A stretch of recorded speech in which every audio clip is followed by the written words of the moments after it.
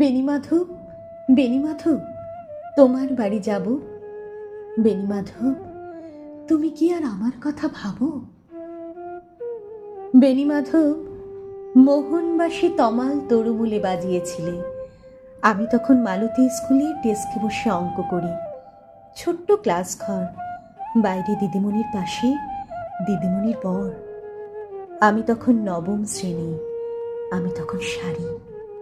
আলাপ হলো বেণীমাধব সুলেখাদের বাড়ি। বেণীমাধব, বেণীমাধব, লেখা পড়ায় ভালো। শহর থেকে বেড়াতে এলে আমার রং কালো। তোমায় দেখে এক দৌড়ে পালিয়ে গেছি ঘরে। বেণীমাধব, আমার বাবা দোকানে কাজ করে। কুঞ্জে অলি গুঞ্জে তবু ফুটেছে মঞ্জরি। সন্ধেবেলা পড়তে বসে অঙ্কে ভুল করি। আমি তখন নবম শ্রেণী, আমি তখন 16।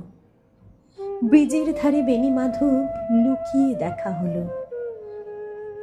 বেণীমাধব, বেণীমাধব, এত দিনের পরে সত্যি বলো, সেসব কথা এখনো মনে পড়ে?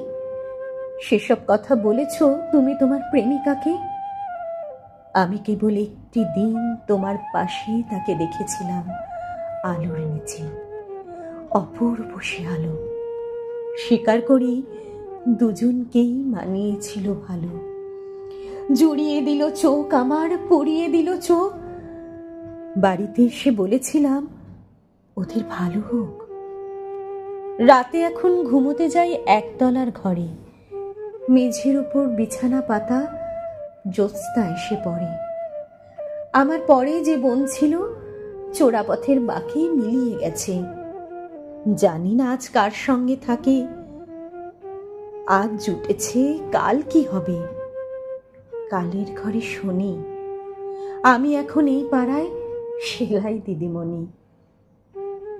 তবু আগুন, বেণীমাধব, আগুন জ্বলে কই?